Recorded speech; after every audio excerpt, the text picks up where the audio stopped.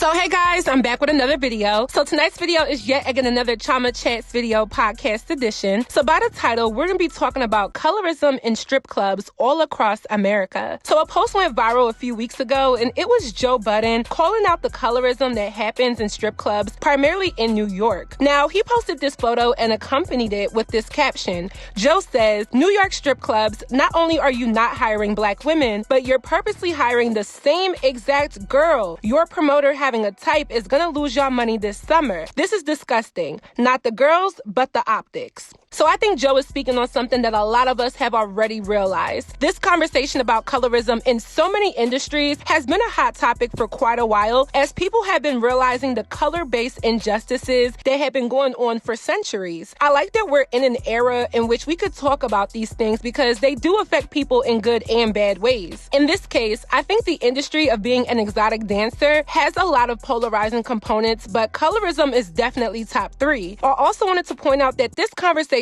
is not about respectability politics. Like, please, y'all, do not bring that up. The answer to colorism in the stripping industry is not black women stopping stripping, okay? It's definitely not. Whether you think the face of exotic dancing should or should not be black women, that doesn't stop it from occurring. It just means the respectability politics are shifting. And this is subjective to you as an individual, but it doesn't take away that the issue still exists. So try not to have that thought process when discussing this topic, because that's literally apples to oranges. I think Joe has a point, but the message is a bit hard to digest from someone who literally has made non-black women a pedestal to his interests for years. And I understand he's dating a dark-skinned black woman now. This may be why his thoughts have shifted, which I'll take as a win, because it seems to me that he's learning, which is good. But at the same time, he still patronized the same clubs that he is deeming colorist. Like, huh?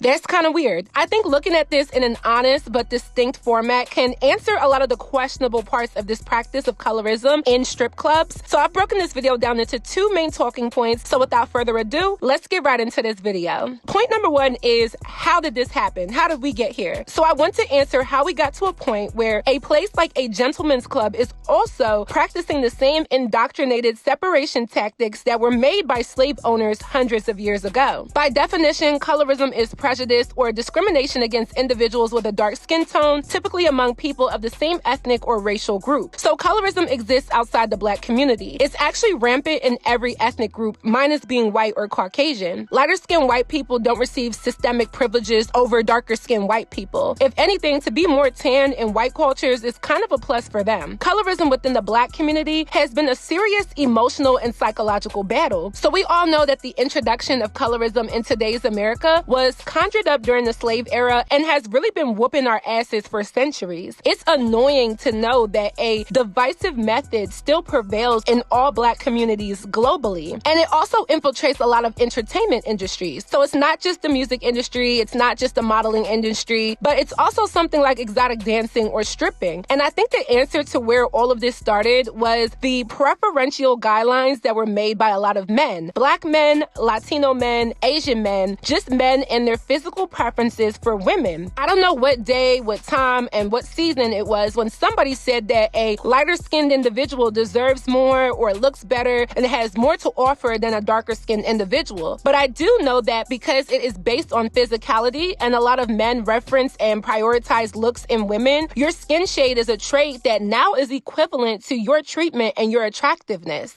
And I know it's not right, but it is what it is. So me being someone who is very far from light skin, I automatically do not get certain privileges or treatments or even the benefit of the doubt when it comes to any industry I decide to be in. So with exotic dancing, you have the same men who are club owners, managers, lead bartenders, promoters, or just some level of higher up distinction within the business who are using their own preferences and physical desires within women to run their businesses. To a certain degree, it is not wrong because a business owner does have the right to run their business how they see fit and what brings them the most profit. So for example, if the majority of their customers and clients have the same views and guidelines as the men in charge, they're going to cater to those guys because at the end of the day, it is business. Now, where Joe Budden inserted his point of contention is that this has been going on for so long and it's so rampant that it's very obvious that there isn't an effort being made to show something else, like at all. And there were plenty of people who argued that if this is what people prefer, then that's what should be on the poll. And I will give credit to that, but I do think people also have to remember that times are changing. What was once the preference for the multitude of ethnic men, and in this case black men, is actually seeing a huge shift. This conversation about colorism has opened the eyes and minds of many people who were groomed to be colorists. By groomed, I mean many men have been taught from a young age to only look at certain women as attractive. So I can reference the first time a young preteen or teenage boy was shown an image of an attractive woman. I'm pretty sure that woman did not look like me. That woman wasn't brown skin or dark skin. That woman didn't have natural hair. That woman didn't have certain physical assets either. So if young men have been looking at this imagery, it is very distinctive and very precise imagery that is anti-dark skin women or just anti-black women, period. They have also been groomed to think that this is the desired look of women. And the same thing goes for young girls as well. So many young black girls were told that the ideal looking woman wasn't the Raven Simone or Kyla Pratt or Reginae Carter or Keke Palmer. We were told that we had to look more like Parker McKenna Posey or Zendaya or Zanique Pullins. So we've gotten to this point in which colorism is affecting our livelihood through our jobs and occupations because the majority of us have been bred to believe in this colorist narrative. And although that did transpire for a long time, things are definitely changing, which brings me to my second point. So point number 2 is a shift in the narrative. Let's be real. We have been seeing so many great conversations about colorism over the past 5 years. And I want to give credit to all of the YouTubers who use their platform to talk about something so prominent in the black community and other ethnic groups, because if it wasn't for many of these social commentators, many of us would still be under the colorism spell. We would definitely still be underneath the white man's eternal desire for separation within the black community. And I want to be honest and blatantly say that I've witnessed darker skinned women getting way more attention, a lot more opportunities, and a lot of great recognition over the last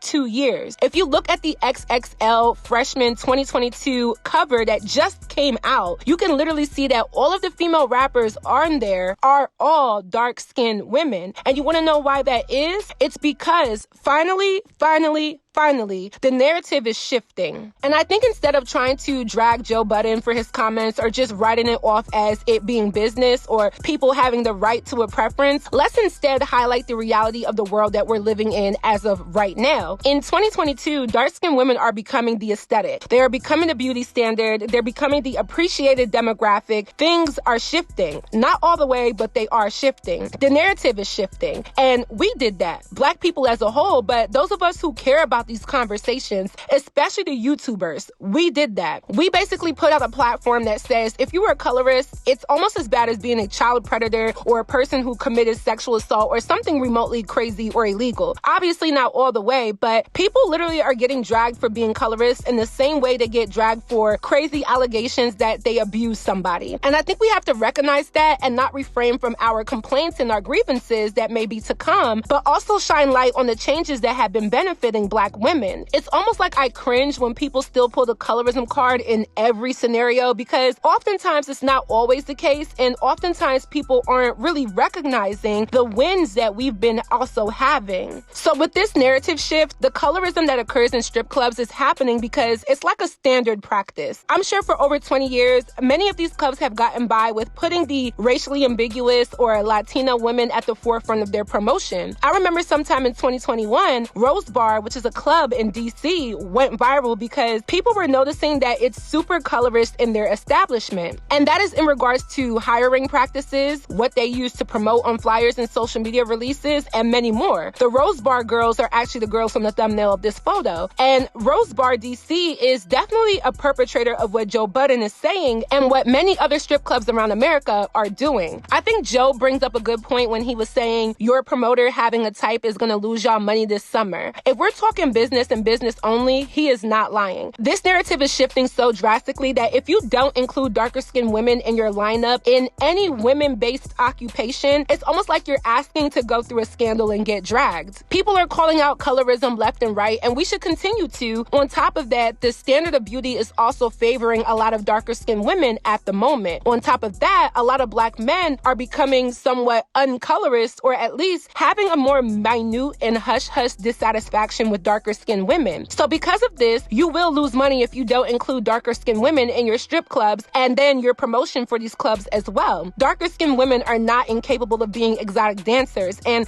I really don't understand how any man who is truly masculine and is patronizing a strip club for the sake of seeing women scantily clad and scantily dressed, how do y'all have a preference on the shade of the big fat booty? Like, that doesn't make any sense to me. Does it matter if the booty is light skin or dark skin? No, it's still a big fat ass. So if men are being remotely picky on the type of pretty pink, pulsing, piping hot, punishing, put it on a pedestal pussy that is in their face at the club, then some of these men are very, very, very questionable. I think people are assuming that most men, and again in this case black men, who go to strip clubs only want to see lighter skinned women who are considered their preferences or the exoticals. But if we're being real, I think that narrative is changing, and the strip clubs do have to adapt unless they're going to lose out on business. There are men who have told me that they really do prefer brown or darker skinned women. So are you willing to restrict that paying customer from your potential earnings because of your own personal preferences or your inability to adapt with the narrative that makes a woman's attractiveness related to her skin tone? And as a businesswoman myself, I would say it's crazy to restrict your income based off of your own personal viewpoints if it's not hurting anybody in the process. Including darker skinned strippers in the club does not hurt anybody because there's still going to be a customer who wants to see that. I think this is also happening because the narrative of the racially ambiguous, biracial, or even lighter skinned black women is also shifting. No offense to anybody, but a lot of men and women are considering that look to be played out or washed up or repetitive. When I made my video saying that everybody looks the same, a lot of those women looked remotely similar, not just because of these surgical enhancements and the makeup, but down to the skin tone. I literally keep scrolling on Instagram when I find a girl that literally has the same standard Instagram look of being fair-skinned with a certain length of lash extensions, a certain vial of lip filler, a certain shape within her BBL, and a certain aesthetic with the way how she dresses or the interests that she has. Like, we understand what a social media bad bitch is and what it looks like, and although it's great to see that at the club, people want to see that amongst the darker skinned women who still give off that same vibe. A lot of people are starting to realize that black beauty is not a monolith and comes in an array of formats. People are realizing that black beauty, or just black women in general, do not deserve to be restricted in any business like we have been for years. We're waking up and realizing that we have been under the white man's spell in regards to colorism for centuries. This idea of diversity is definitely a good and bad thing in the workplace. The bad part of it is a topic for another video, but in most cases it does serve as a positive or a benefit because it allows for people to be at certain jobs or opportunities based off of their talent, their skill, and their ability, and not solely what they look like. Obviously, in a strip club, your looks matter a lot. You do want to have one of the biggest booties of all the booties. You do want to have the snatched waist. You do want to have the most dazzling outfit. The tricks on the pole have to be the best, and you do want to appease your clients. And I think that only having a certain type of woman appeasing clients who I know like all types of women is a hindrance on business. Whether you think that black women should be the face of exotic dancing or not, that is not the conversation we're having. The real deal is black women shouldn't be discriminated against in the exotic dancing industry based off of the pre-existing colorism that is carried out by men. It shouldn't be carried out by men and their historically disgusting patriarchy and their division of women through their despicable physical lenses. I'm not saying that this is every club. I've been to Magic City and ATL and the girls were black with big fat booties. So,